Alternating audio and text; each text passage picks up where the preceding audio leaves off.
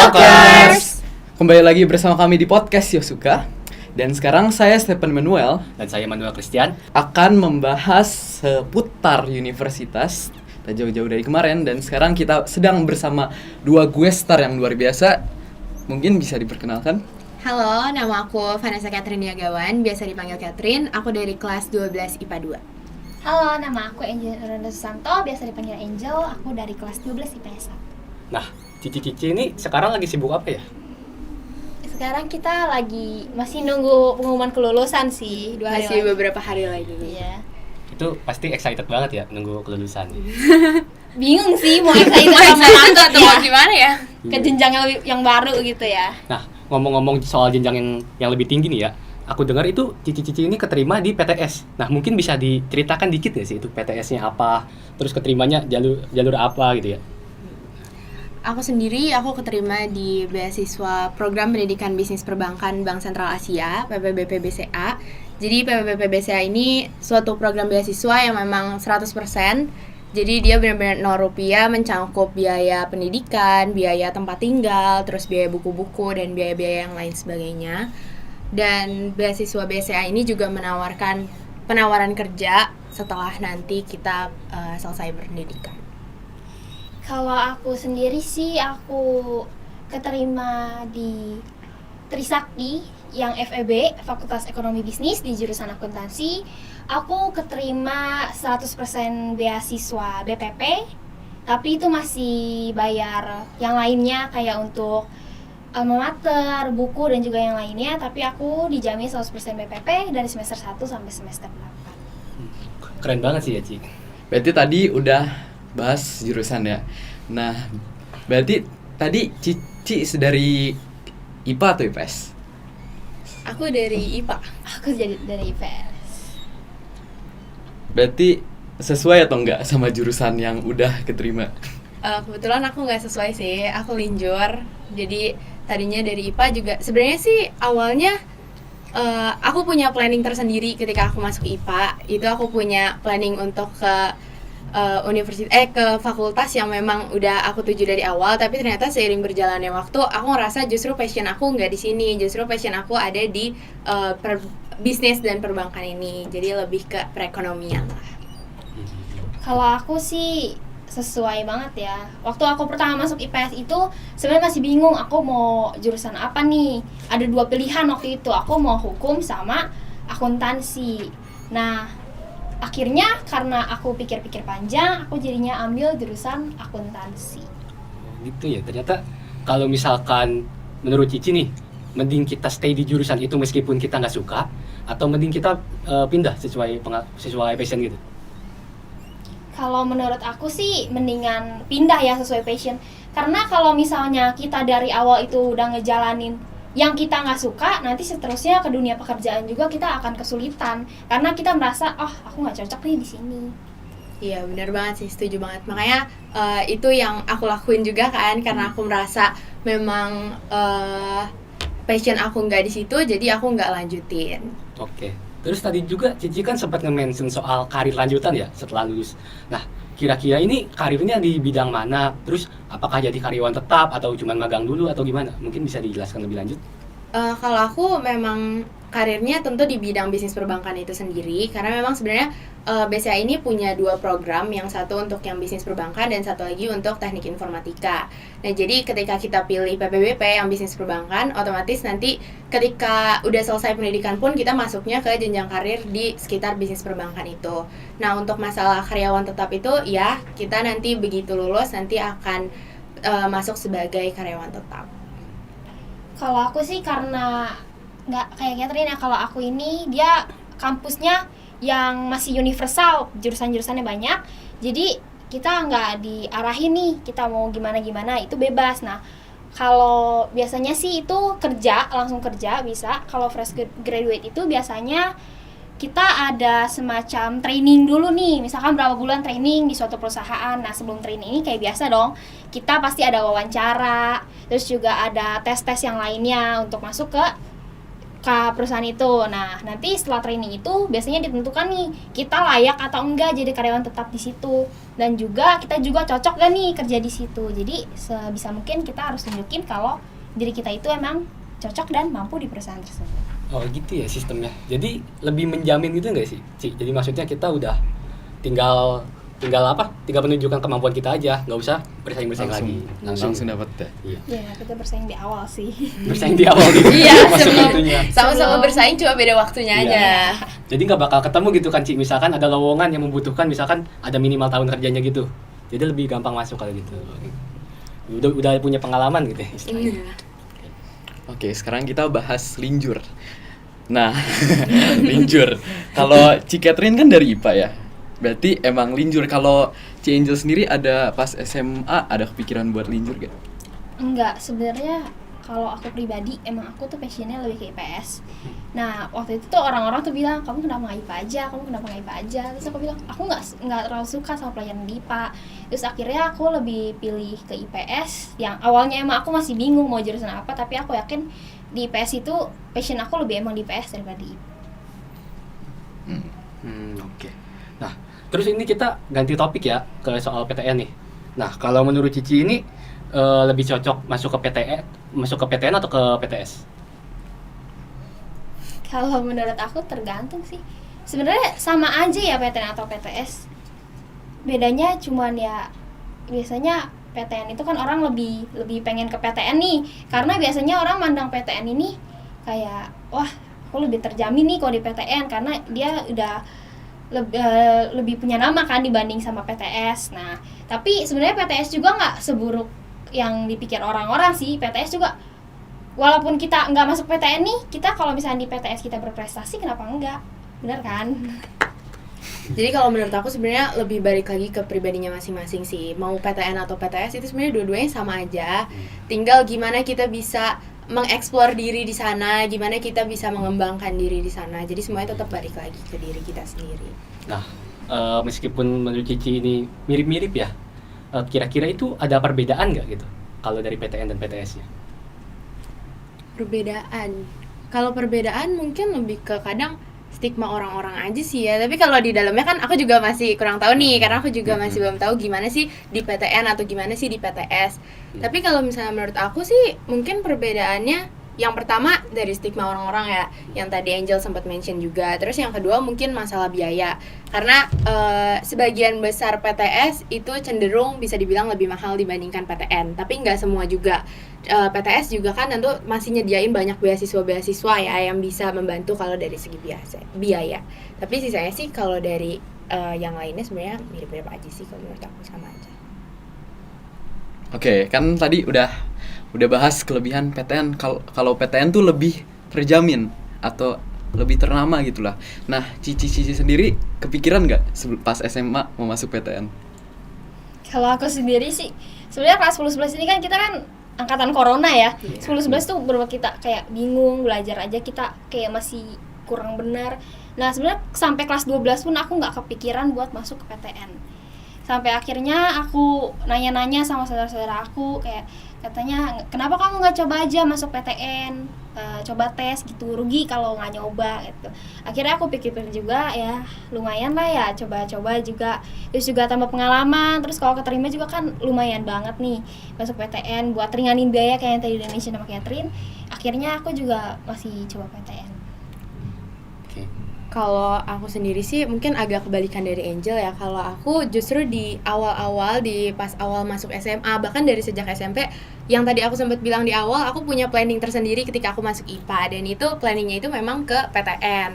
Tadinya aku mau masuk ke fakultas kedokteran atau fakultas farmasi. Jadi aku memang ada ketertarikan di bidang kesehatan awalnya, dan itu maunya ke PTN. Tapi sering berjalannya waktu, ternyata yang tadi passion pertama, terus yang kedua juga ternyata keterima juga nih di BCA, dan fasilitas dan penawaran-penawaran yang dikasih sama BCA menurut aku itu sangat menarik, dan mungkin kesempatan ini nggak akan datang 2 kali menurut aku. Akhirnya aku memilih buat ya udahlah, akhirnya aku lepas aja PTN-nya. Jadi kemarin juga waktu SNBP ya, pas SNBP aku mutusin untuk ya udah aku mundur, jadi aku nggak ambil. Nah, mungkin selain PTN ini ya, ada juga hal lain yang biasanya diincar sama murid-murid SMA yang mau masuk ke jenjang selanjutnya yaitu perkuliahan. Nah, hal itu adalah beasiswa nih. Nah, Cici ini kan mendapatkan beasiswa ya, seperti yang tadi udah dijelaskan. Nah, kira-kira gimana sih cara mendapatkan beasiswa ini? Apakah ada tips belajar khusus ataukah dapat bimbingan guru atau gimana? Mungkin bisa dijelaskan. Kalau aku sih sebenarnya orangnya kalau di rumah itu tipenya bukan yang benar-benar belajar terus menerus, tapi aku tipenya kalau di sekolah aku benar-benar harus dengerin guru. Aku tipenya itu mendengarkan. Aku nggak bisa kalau misalkan aku baca sendiri aku pahamin sendiri. Jadi aku lebih ke dengerin guru, terus kayak pas benar-benar di sekolah tuh benar-benar harus belajar gitu. Jadi sebenarnya tergantung orangnya masing-masing sih ya, tipe belajarnya kayak apa. Kan ada orang yang ada yang tipenya belajar harus sendiri, ada yang tipenya belajar harus ngedengerin orang atau motorik orang lain. Jadi tetap kalau tips and trick sih lebih ke balik ke cara kita belajar ya, cara kita belajarnya kayak gimana, lebih nyamannya gimana. Paling kalau misalnya yang lebih khususnya sih perinian ke rapotnya ya. Kalau buat ke PTS itu biasanya cenderung banyaknya beasiswa itu yang pakai rapot. Emang ada yang saringan masuk tapi biasanya lebih mudah untuk yang pakai rapot. Jadi kalau mau lebih gampang ya tips and triknya memang udah pupuk dari awal nih, dari kelas 10 itu rapotnya emang udah dibagusin. Jadi begitu pas di semester biasanya kelas 11 semester 2 ya. Biasanya di kelas 11 semester 2 ya. itu tuh udah mulai banyak beasiswa yang mulai kasih penawaran. Jadi di situ kita udah tinggal apply aja nih, kalau rapotnya udah bagus dari awal kan udah enak.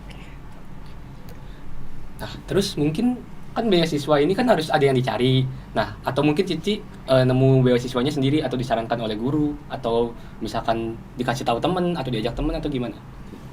Kalau aku pribadi waktu itu aku lupa, tapi kayaknya di sekitar bulan Mei itu emang BCA ini bisa dibilang emang cepat ya. Dia misalnya di bulan April kayak sekarang nih, itu tuh pembukaan pendaftarannya itu memang udah dibuka. Jadi waktu itu di bulan Mei itu emang sempat dikasih webinar tentang si PPBP ini, program ini. Cuma aku juga masih belum ada ketertarikan buat kesini, jadi waktu itu aku masih ya udahlah biarin aja gitu. Terus nggak berapa lama kemudian, mungkin di bulan Juni kayaknya, di bulan Juni itu ada teman yang ngajak nih, ayo mau coba nggak daftar ini. Terus mulai dijelasin lah, ini tuh nanti gini loh fasilitasnya, terus nanti kita bisa dapat ini itu. Dari situlah mulai aku tertarik dan akhirnya aku coba buat daftar. Kalau aku sendiri sih ada beberapa yang dari pihak sekolah, ada juga yang pribadi. Nah, yang pihak sekolah ini kan biasa kan ada universitas nih yang masuk ke sekolah kita nih, banyak banget. Nah, kalau aku pribadi, pertama-tama itu sekitar kelas 11 semester 2. Itu tuh waktu itu tuh ada webinar. Jadi waktu itu aku iseng-iseng aja ikut, aku pikir itu untuk kita kelas 11 kan. Ternyata itu webinar buat kelas 12. Tapi aku masuk dan aku ditanyain, kamu tertarik nih? Aku tertarik dong, terus abis itu aku coba buat tes, aku dapet. Cuman di kelas 11 semester 2 ini kayak aku bilang, aku juga masih bingung kan, kuliahnya mau di mana, mau jurusan apa. Akhirnya kayak ya udahlah, aku lewatin aja beasiswa yang ini. Sebenarnya nggak sayang sih, takutnya kan kita nggak cocok ya. Nah, setelah itu juga aku kelas 11 itu udah nggak ada lagi aku ambil beasiswa, ada lagi aku kelas 12. Nah, kelas 12 ini aku bener-bener banyak banget coba-coba beasiswa. Itu mulai dari yang sekolah sih kayaknya cuma satu ya waktu itu, yang sekarang aku ambil ini Trisakti ini aku taunya dari sekolah. Nah, sisanya itu aku sebenarnya banyak banget ikut, tapi aku itu cari tahu sendiri. Nah, sebelum emang datang ke sekolah, cuman aku udah tahu duluan sebelum datang ke sekolah gitu. Cuman aku lebih akhirnya ya udah aku di sini aja, di Trisakti aja. Kan tadi udah itu kan beasiswa. Nah, di beasiswa ini Cici semua ini nyiapin kayak piagam nggak atau lomba? Mungkin ada prestasi-prestasi yang harus misalkan, kita harus punya prestasi ini untuk mencapai beasiswa tertentu itu. Kalau aku sih memang sebelum yang BCA ini aku sempat apply ke beberapa universitas yang lain ya, dan di beberapa universitas lain itu memang aku apply beberapa sertifikat lomba. Nah, tapi kalau untuk yang di BCA ini justru BCA minta ke sertifikat organisasi. Jadi waktu itu aku apply-nya lebih ke sertifikat OSIS. Jadi bukan sertifikat perlombaan sih kalau yang aku pakai yang sekarang. Berarti tergantung kuliahnya. Iya, tergantung balik Ini lagi. tips juga ya, tips kita harus banyak-banyakin Iya. lomba terus organisasi juga. Berarti jangan malu untuk ini ya, untuk berorganisasi, untuk aktif. Soalnya itu bakal berguna di masa Masa mendatang. depan. Iya. Nah, lalu selanjutnya ini kalau misalkan ikut beasiswa ini ada tes-tesnya nggak? Atau memang kita bisa apply, terus mereka consider untuk apakah kita diterima atau enggak? Atau beda-beda gitu mungkin? Beda-beda sih. Tergantung kalau kayak yang Catherine itu gimana, Kat? Kalau yang aku itu lewat 6 tahap tes. Jadi dia yang pertama seleksi administrasi berkas. Jadi di situ yang kayak rapot, identitas, keluarga segala macam. Terus yang kedua ada tes online. Jadi ini sistemnya yang kayak matematika dasar, terus bahasa-bahasa dasar yang kayak gitu-gitu. Terus lanjut ke psikotes, tes psikologi. Ini ya kayak tes psikologi pada umumnya. Terus ada wawancara 1 dan wawancara 2. Terus yang terakhir medical check up. Kalau yang aku sih yang sekarang aku dapat ini itu tesnya bisa dibilang cukup mudah ya. Itu semua tes ini tuh kita cuman kayak ngisi data, terus abis itu kita kayak semua tes itu digabungin kayak psikotes, terus juga tes-tes yang kalau aku ini tesnya lebih ke akademik. Tes akademik tuh matematika, bahasa Inggris, bahasa Indonesia semua disatuin di situ. Tapi kalau dari pengalaman aku sih sebelum-sebelumnya itu banyak banget. Biasanya tuh wawancara itu penting banget kan. Biasanya tuh wawancara itu biasa tahap-tahap akhir sih kalau wawancara. Ada juga yang dipisah-pisah kayak Catherine sampai beberapa tahap. Tapi biasanya ada juga yang dari rapot kayak yang tadi udah di-mention sebelumnya. Itu dari rapot, biasanya kalau rapot kita udah keterima kita tinggal urusin administrasi aja sih. Berarti itu sesuai beasiswa yang mau kita tembak itu ya? Yang mau Iya, kita ambil. balik Oke. lagi sama universitasnya masing-masing. Awalnya pesimis nggak Kak? Atau optimis banget buat buat dapetin beasiswa ini? Ya sebenarnya optimis, cuman kayak nggak terlalu banyak taruh harapan, cuman lebih kayak ya udah dong, ayo kamu usaha gitu buat dapetin beasiswa ini gitu. Kalau aku pribadi sih jujur awalnya pesimis ya. Waktu awalnya sih aku pesimis kayak cuma ya udahlah coba-coba aja, kalau misalnya emang keterima ya berarti itu emang udah jalannya ke situ. Tapi kalau emang nggak keterima ya udah masih banyak kok beasiswa lain. Tuh aku juga memang udah ada backup di beberapa universitas lain juga. Emang udah ada planning ke yang lain juga. Jadi kalau misalnya emang nggak keterima ya udah. Nothing tulis gitu. Iya. Oke. Lalu selanjutnya ini kita ada nyinggung lagi dikit ke PTS tadi ya. Tadi kan udah disebut nih kalau misalkan PTN ini lebih dianggap lebih ini ya, lebih apa? Lebih mampu gitu, lebih bagus anggapannya dari masyarakat. Iya, dari masyarakat itu bahwa PTN itu lebih bagus daripada PTS nih. Nah, Cici ini sempat ada kayak gengsi nggak mau PTS, mending PTN aja gitu. Sempat ada perasaan kayak gitu nggak? Kalau aku sih nggak sama sekali ya, karena balik lagi mindset aku di awal PTN dan PTS itu sama aja, tinggal balik lagi ke kitanya gimana. Jadi Perspektif masing-masing. iya, balik lagi ke perspektif masing-masing. Tinggal kitanya aja mau gimana cara kita menempatkan diri, gimana kita mau explore diri. Jadi buat aku sih sama sekali nggak ada gengsi ya. Toh kita sama-sama belajar kok, kita sama-sama punya kesempatan yang sama buat bisa belajar dan berkembang. Aku sama sih kayak Catherine. Tergantung ya, kalau orang ada juga yang misalnya aku harus ke PTN nih, aku mau tunjukin sama orang-orang gini. Kalau aku sendiri sih enggak. Kalau aku sendiri toh ini jalan hidupnya aku gitu, aku yang ngurusin hidup aku kayak gimana. Orang-orang juga kayak ya udah si aja nanti gimana akhirnya. Kalau aku PTS gimana, kalau aku misalnya kalian yang PTN juga gimana, kayak gitu. Nah, terus kalau menurut Cici ini kira-kira lebih susah PTN atau PTS?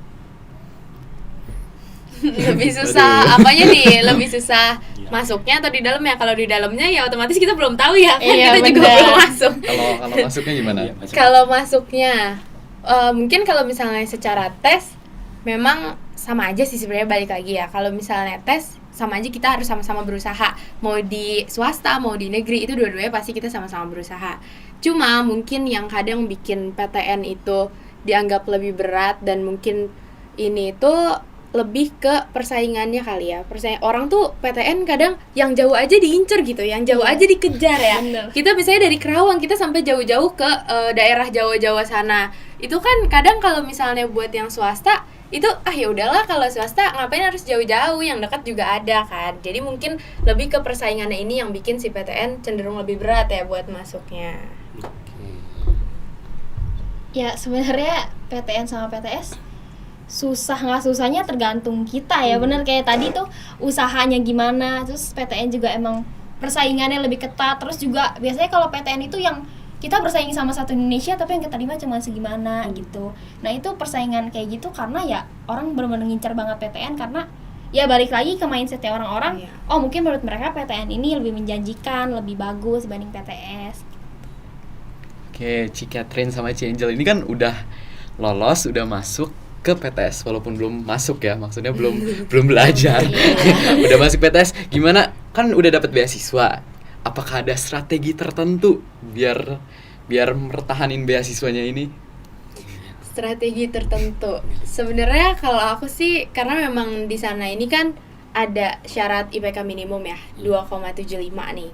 Nah, jadi mungkin strategi aku lebih ke belajarnya dicicil aja sih, enggak yang ditumpuk jadi satu gitu. Karena memang dalam jangka waktu 2,5 tahun pendidikan itu emang pendidikannya emang sedikit lebih padat, dan emang sistemnya juga agak beda dari universitas-universitas pada umumnya. Kalau misalnya mungkin di universitas lain tuh suka ada yang kayak kita bisa pulang dulu, misalnya abis kelas di jam segini sampai jam segini itu bisa pulang dulu. Kalau di BSA itu memang dia dari jam 8 sampai jam 5 paling cuma ada break berapa ini doang.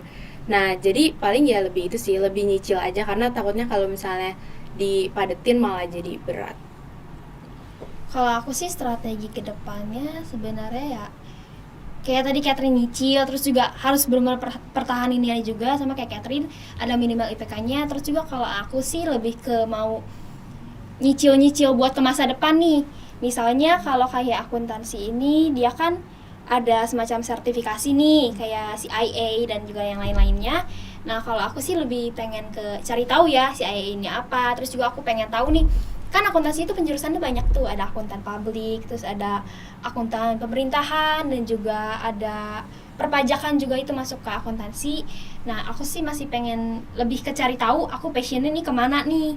Sambil aku kuliah ini aku cari tahu, terus juga aku masih mau tingkatin skill sih, kayak ikut misalnya kayak ada semacam webinar, terus juga ikut lomba-lomba juga masih bisa lah ya. Kalau misalnya di kuliah itu malah lebih bagus gitu, lebih kayak kalau misalnya kita ikut lomba kayak gini. Nah, oke. Terus mungkin di masa kuliah yang mendatang ini Cici punya goals atau punya target gak? Misalkan kayak target akademis, misalkan pengen punya IPK sekian, 4. atau pengen 4 Atau pengennya sih 4 ya, biar lulusnya kumlot ya. Ya, atau pengen lulus misalkan 7 semester udah lulus itu. Mungkin ada target-target begitu nggak? Kalau aku sih selama kuliah ini pengennya targetnya dibawa enjoy aja, karena aku sendiri tuh sebenarnya pengen sambil kerja juga, itu lumayan banget buat nambah pengalaman kita juga. Aku masih pengen kayak santai tapi nggak terlalu yang santai gitu loh, santai tapi masih ada target. Kamu harus kerjain ini, jangan bertele-tele gini. Nah kalau aku sendiri sih targetnya lebih ke setelah kuliah ya, aku pengen banget kerja di perusahaan Big Four nih. Susah banget sih, cuman nggak ada salahnya kan kalau misalnya kita usaha, kita coba gitu. Nah, Cici tadi kan mungkin bisa dijelasin lagi nggak soal Big Four itu?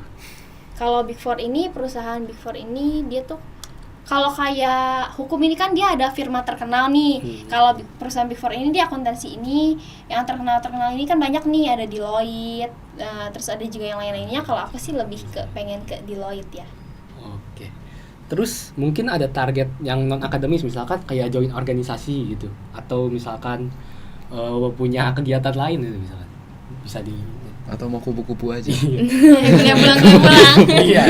Kalau aku sih sebenarnya waktu pas dulu ya, sebelum, kalau flashback dikit nih, sebelum keterima BCA, justru aku banyak nih punya goals dia. Kalau misalnya aku kuliah di universitas luar ya, misalnya aku pengen gabung ke BM, terus hima-hima yang kayak tadi organisasi itu, aku mau aktif di organisasi, terus aku pengen lulus 3,5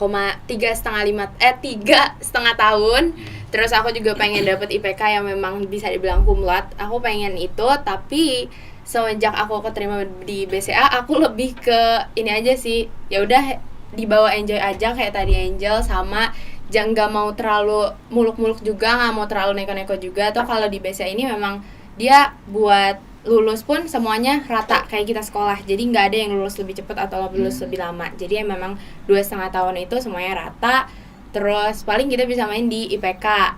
Kalau IPK ini ya udahlah seininya aja, yang penting jangan terlalu mepet banget lah sama batas IPK minimum ya. Jadi terus kalau organisasi di BCA ini emang agak beda dibandingin universitas lain. Dia kalau nggak salah nggak ada yang kayak BM gini, tapi dia ada organisasi, tapi aku juga masih kurang tahu juga tentang organisasi ini, mungkin masih mau cari tahu lagi. Terus kalau di BCA, sebelum ke BCA itu aku pengen kayak Angel tadi, kuliah sambil kerja supaya bisa cepat ngasilin uang. Tapi karena enggak dong. Tapi kalau di BCA emang karena waktunya padat, kayaknya aku mau lebih fokusin ke pendidikannya aja. Tahu udah dapat uang saku juga kan, jadi ya sayang kalau misalnya daripada beasiswa lepas, jadi ya udah mending fokus aja di pendidikannya. Nah mungkin Cici ini ada saran gak nih buat kita yang masih SMA masih berjuang gitu buat dapetin beasiswa supaya bisa dapet gitu. Duh, sarannya yang penting coba-coba dulu ya. Coba-coba dulu, ya. terus jangan lupa usaha juga. Terus kayak ya benar-benar tipsnya ya ikut-ikut organisasi sama ikut-ikut lomba sih, itu benar-benar penting banget, karena benar-benar kayak 90% itu tuh benar-benar kayak yang ditanya tuh organisasi apa yang diikutin sama lomba-lomba apa nih, pengalaman kita apa. Itu benar-benar ngebantu banget kalau misalnya rapot kita nggak terlalu kayak kalau misalnya di-comparing sama orang nih, rapot kita nilainya sama. Nah kalau kita punya keunggulan nih dari sertifikat ini, itu benar-benar ngebantu banget sih. Pokoknya yang pasti kalau bisa pupuk nilai rapot dari awal, karena itu bakal mempermudah banget, apalagi kalau mau masuk ke swasta. Kalau negeri pun itu mempermudah ya, kalau bisa masuk ke SNBP tanpa tes itu kan jauh lebih mudah. Jadi kalau emang ada kesempatan buat bisa pupuk rapot, buat bisa pupuk nilai bagus di rapot, ya jangan disia-siain. Terus jangan malas buat nyoba kayak tadi, jangan malas dan jangan takut buat nyoba apapun itu, dari segi akademik, non akademik, itu pokoknya jangan takut. Dan ya usaha sih, harus mau usaha. Jangan ya udahlah bodo amat, nggak mau tahu soal masa depan, mesti mulai diusahain, mulai dipikirin sejak awal. Ya harus bedain juga ya, kalau kayak kita SMA ini kan udah menuju dewasa ini, kayak kita nikmatin waktu kita buat main. Nah kita harus bedain nih, di mana waktu kita untuk main, di mana waktu kita untuk belajar juga. Kita harus belajar buat bagi waktu, karena ini juga emang ngebantu banget buat kita manage time banget. Kalau misalnya pas kuliah ini kan kita, apalagi kalau kayak mau kerja nih sambil kerja nih, itu benar-benar susah banget. Time manajemennya harus bagus banget. Jadi itu udah bisa dilatih nih, kayak kalian mungkin kalau misalnya sekarang udah gabung organisasi, itu pasti time manajemennya bakal dilatih banget, karena aku juga ngerasain itu. Jadi jangan takut buat coba berorganisasi, buat coba lomba, itu jangan takut, pokoknya bakal berguna banget. Tuh jangan lupa nyoba. Oke Pokers, jadi segitu episode kali ini. Nantikan episode selanjutnya. Terima kasih Ci Catherine dan Ci Angel udah hadir pada kesempatan pada hari ini. Jadi Bye Pokers!